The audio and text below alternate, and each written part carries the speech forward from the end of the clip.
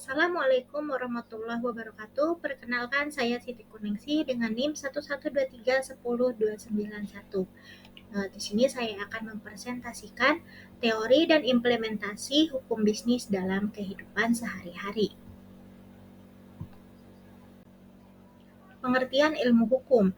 Menurut Abdul R. Saliman, 2004, ilmu hukum adalah ilmu pengetahuan yang objeknya hukum, mempelajari segala hal yang berkaitan dengan hukum, mulai dari pengertian, subjek, objek, tujuan hukum, peristiwa hukum, sumber-sumber hukum, sistematika hukum, hukum positif yang berlaku pada suatu negara, yang meliputi antara lain hukum pidana, hukum perdata, hukum lingkungan, hukum ekonomi, dan juga hukum tata negara. Bentuk-bentuk badan usaha dan hubungan bisnis.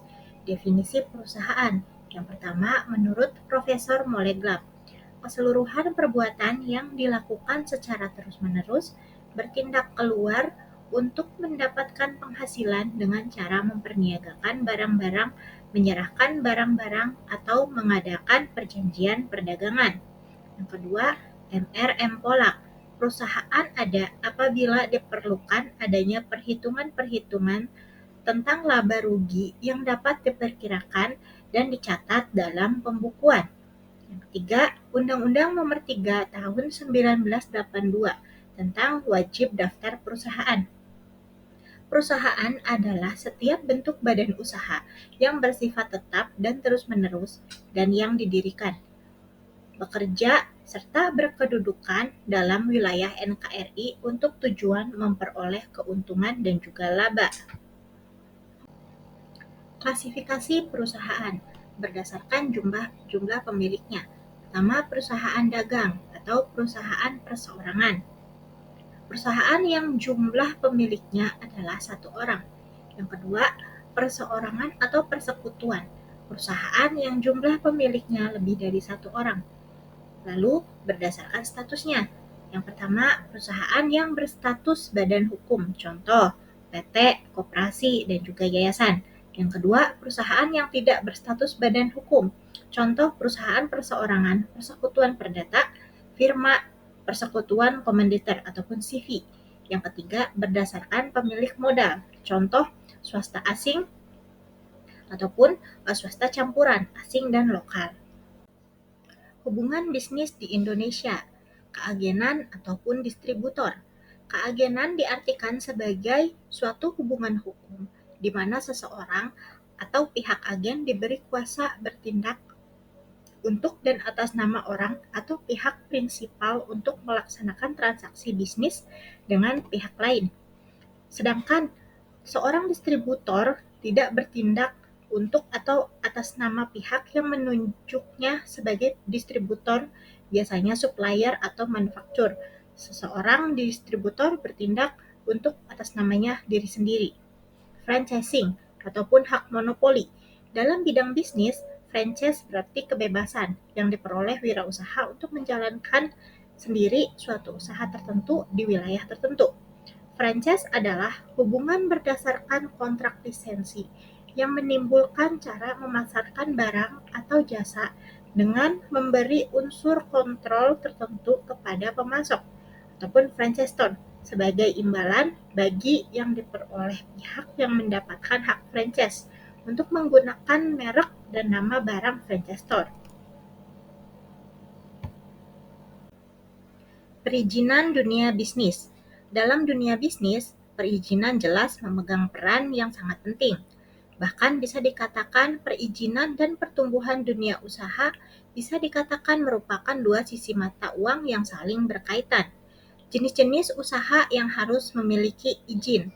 Yang pertama, usaha perdagangan yang memerlukan surat izin usaha perdagangan ataupun SIUP melalui Menteri Perdagangan. Yang kedua, usaha pariwisata yang membutuhkan izin usaha dari Kementerian Kebudayaan dan Pariwisata. Yang ketiga, usaha konstruksi yang membutuhkan surat izin usaha jasa konstruksi atau SIUJK. Yang keempat, usaha industri yang memerlukan izin usaha dari Kementerian Perindustrian.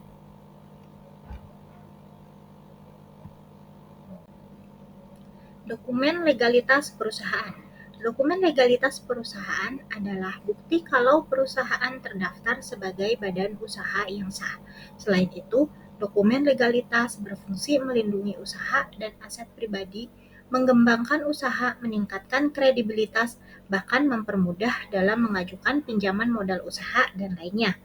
Jenis surat izin usaha yaitu yang pertama izin usaha tetap atau IUT, surat izin prinsip, lalu izin usaha dagang, UD, surat izin tempat usaha, SITU, surat izin usaha industri atau SIUI, surat izin usaha jasa konstruksi atau SIUJK. Surat izin usaha ada beberapa macam lagi, yaitu akta pendirian usaha, NPWP badan usaha, surat izin usaha perdagangan, surat keterangan domisili perusahaan, tanda daftar perusahaan atau nomor induk berusaha. Lembaga-lembaga pembiayaan.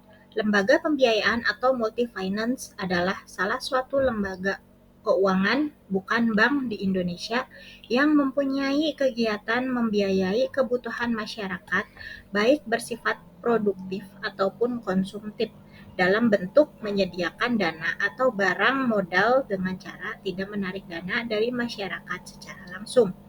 Dasar hukumnya adalah Keputusan Menteri Keuangan RI nomor 448 garis miring KMK titik 017 garis miring 2000 tentang perusahaan pembiayaan, memberikan pengertian lembaga pembiayaan sebagai suatu kegiatan pembiayaan yang dilakukan dalam bentuk penyediaan dana bagi konsumen untuk pembelian barang yang pembayarannya dilakukan secara angsuran atau berkala oleh konsumen. Bidang usaha lembaga pembiayaan. Bidang-bidang usaha yang dilakukan oleh lembaga pembiayaan antara lain meliputi bidang-bidang seperti sewa guna usaha, modal ventura atau venture capital, contohnya seperti Bank BRI, Bank Kopin, KKB BCA, dan lain sebagainya. Anjak piutang, perdagangan surat berharga, contoh seperti Adira Finance ataupun Al-Ijarah, usaha kartu kredit, contoh Bank Mandiri, BNI, CIMB Niaga, ataupun bank-bank lainnya yang ada di Indonesia, serta pembiayaan konsumen, contoh seperti Sinarmas Multifinance ataupun bank pembiayaan yang lain. Aspek tenaga kerja dalam bisnis. Hubungan bisnis dengan tenaga kerja. Setiap usaha atau bisnis membutuhkan tenaga kerja sebagai mesin penggerak produksi. Tenaga kerja memegang peranan vital karena tanpa tenaga kerja tidak akan ada produktivitas. Tenaga kerja dapat menjadi aset ataupun modal dari sebuah bisnis apabila memiliki kompetensi yang memadai. Namun, dapat juga hanya sekedar menjadi liabilitas atau bahan bila tidak berdaya guna. Tenaga kerja dibeli upah oleh pemilik bisnis atas segala daya upaya yang diberikan dalam rangka mencapai target bisnis atau keuntungan yang maksimal. Dasar hukum ketenagakerjaan.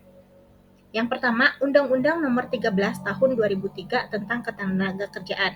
Lalu yang kedua, Undang-Undang Nomor 1 Tahun 1970 tentang Keselamatan Kerja. Yang ketiga, Undang-Undang Nomor 7 Tahun 1981 tentang Wajib Lapor Ketenagakerjaan. Yang keempat, Undang-Undang Nomor 3 Tahun 1992 tentang Jaminan Sosial Tenaga Kerja. Yang keempat, Undang-Undang Nomor 21 Tahun 2000 tentang Serikat Pekerja atau Serikat Buruh.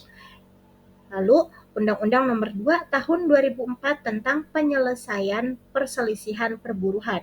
Lalu yang terakhir adalah Undang-Undang Nomor 39 Tahun 2004 tentang Penempatan Perlindungan Tenaga Kerja Indonesia di Luar Negeri. Bentuk-bentuk hubungan kerja, yaitu hubungan kerja dibagi menjadi dua. Yang pertama ada PKWT dan PKWWT. PKWT adalah pekerjaan yang sekali selesai atau bersifat sementara, atau pekerjaan selesai dalam waktu yang tidak terlalu lama, maksimal 3 tahun, maksimal 2 tahun, masa kerja dapat diperpanjang 1 tahun. Bersifat musiman, berkaitan dengan produk baru atau produk tambahan yang masih dalam percobaan atau penjajakan. Sedangkan PKWWT adalah pekerja atau karyawan tetap. Lalu dapat diberlakukan masa percobaan asalkan tertulis dalam surat pertunjukan. PKWWT tidak berakhir karena meninggalnya pengusaha atau beralihnya hak ataupun kepemilikan perusahaan yang disebabkan oleh penjualan, pewarisan, ataupun hibah. Unsur-unsur perjanjian kerja. Yang pertama adalah pekerjaan. Tenaga kerja berkewajiban melaksanakan suatu pekerjaan yang diperjanjikan dan menjadi prestasinya. Yang kedua, pelayanan. Pekerja haruslah tunduk pada perintah orang lain, yaitu pihak pemberi kerja dalam artian majikan. Karena pekerja harus melayani majikan dengan bekerja yang baik. Yang ketiga, waktu tertentu. Hubungan pekerja yang timbul haruslah dilakukan dalam waktu yang telah ditentukan di dalam perjanjian. Yang keempat, upah. Majikan sebagai pihak pemberi kerja wajib pula memenuhi prestasinya, yaitu pembayaran upah kepada tenaga kerja sebagai imbalan prestasi atas pelaksanaan pekerjaan. Kesimpulan, bahwa hukum ini berperan penting untuk mengatur, membentuk, dan menjaga keberlangsungan operasi perusahaan dalam lingkungan bisnis yang kompleks. Materi hukum bisnis mempelajari banyak aspek di dalamnya, yaitu tentang bentuk-bentuk dan badan usaha bisnis, klasifikasi perusahaan, hukum yang mengatur hubungan bisnis di Indonesia, lembaga pembiayaan, aspek tenaga kerja, dan juga lain sebagainya. Implementasi hukum bisnis dalam kehidupan sehari-hari. Yang pertama adalah sebagai etika bisnis. Kita dapat menerapkan etika bisnis dengan berpegang pada prinsip kejujuran dalam transaksi dan menghormati hak kekayaan intelektual. Yang kedua, penerapan sumber hukum. Implementasi hukum bisnis melibatkan pembuatan peraturan pelaksanaan, penegakan hukum, dan pemberian sanksi kepada pelanggar hukum. Yang ketiga adalah penerapan Pancasila, mengutamakan musyawarah mufakat dalam pengambilan keputusan dan berpartisipasi dalam pemilihan keputusan. Lalu, hukum bisnis juga dibuat untuk melindungi kita sebagai pelaku ekonomi dari hal-hal curang yang mungkin saja dilakukan oleh pihak lain, untuk menciptakan kegiatan bisnis yang aman, tertib, damai, serta adil untuk semua pelaku bisnis, sehingga kita bisa merasakan keuntungannya bersama-sama.